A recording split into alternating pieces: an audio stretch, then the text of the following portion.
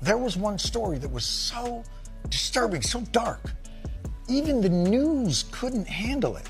In our editorial discussions this morning, we were asked not to show the image from this video because of its violent and disturbing nature. Video, which we are intentionally choosing not to show you. We're not going to show because of how disturbing it is. I was extremely disturbed to see this. Horrible, horrible, violent imagery. Violent and dehumanizing imagery. We're only going to show you a clip of this briefly. All right, that's enough. Let's take it down. I didn't get to see it at all. There was one story so disturbing, so dark, that even the news couldn't handle it. We were asked not to show the image from this video because of its violent and disturbing nature. Wait, what? The media is suddenly sensitive to violent imagery. The same media that plays graphic war footage, crime scene clips, and horrific disasters on loop. They'll show burning cities, war zones, and violent protests without hesitation. But this was too much? This has got to be devastating. News channels show images from Ukraine, from Gaza, from natural disasters. They get through them dispassionately. I can't imagine how devastating this footage must be. So, what was the image? A fake picture of Joe Biden tied up in the back of a pickup truck. Yes, you heard that right. That's it. That's what they refused to show. MSNBC, CNN, The View, all clutching their pearls over a decal on a truck.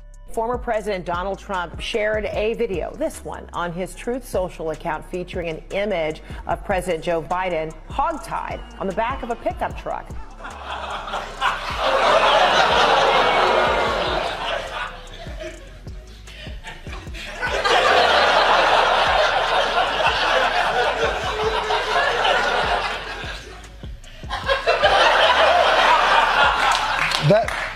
That's what was so disturbing and dehumanizing.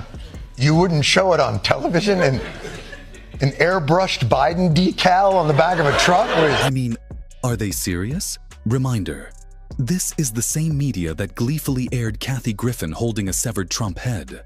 Over and over and over again. Where was the outrage then? This is the same media that pushed false stories for years without apology. The same media that showed gruesome footage of war-torn countries with zero hesitation. But now, suddenly, a truck decal is too disturbing? It's almost laughable how blatantly they expose themselves. And Jon Stewart. Oh, now he gets it? Now he wants to call out MSNBC? Oh, how convenient. Jon Stewart's sudden wake-up call. So, here's the thing about Jon Stewart. For years, he mocked, enabled, and amplified the same biased media machine he's now criticizing. He pushed their narratives. He attacked their enemies. He helped shape the same toxic news cycle he's now suddenly pretending to be against. I mean, I don't think it's great that Trump is posting things like this, but it's not like people really think Joe Biden was tied up in the back of the truck. It's a doctored image, but it's plastered on the tailgate of the pickup truck. So if you're driving behind it, it would appear as if Joe Biden were actually restrained on the vehicle's flatbed.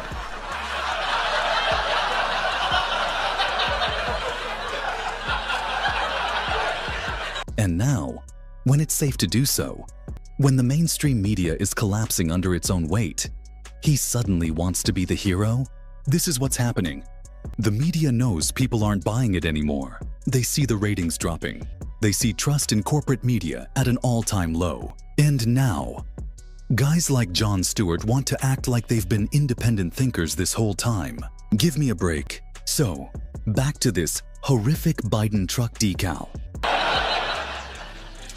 But if you do think that, I should also probably explain to you that trucks also don't actually have testicles. It's just a novelty item.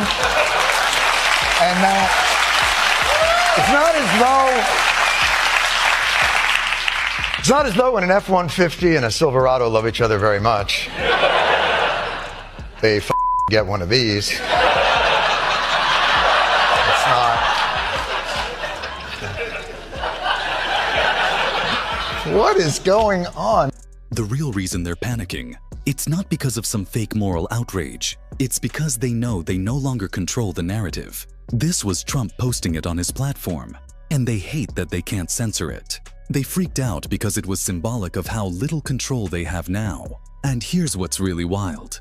People weren't actually outraged about the image. Only the media was.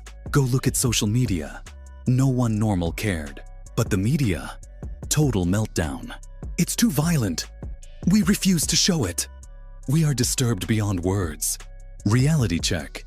If you think that was actually Joe Biden tied up in the back of a pickup truck, you probably shouldn't be driving a car. But they needed this fake outrage because their real fear isn't a truck decal. It's losing their grip on the public. The truth is, MSNBC, CNN, and the entire corporate media machine are dying. Their viewership is at record lows. Their credibility is in shambles. Their narratives are falling apart in real time. And they don't know what to do about it. So, they overplay their hand. They obsess over non-stories like a truck decal while real issues, the economy, crime, border security, foreign policy failures, are completely ignored. And the funniest part? The more they do this, the more obvious it becomes to everyone watching. People aren't fooled anymore. They see the game. They know the bias. And that's why they're tuning out. Outro. Final message to the viewers. At this point, legacy media can't save itself. Their only move is to double down on the lies and hope enough people are still dumb enough to buy in. Spoiler alert. It's not working. Jon Stewart pretending to be a media critic isn't fooling anyone. And MSNBC's fake meltdown over a truck decal just proves how far they've fallen. But hey, that's just my opinion. Let me know yours in the comments below. And before you go, don't forget to smash that like button. Hit subscribe for more uncensored content. Drop a comment. What do you think? Thanks for watching, and I'll see you in the next one.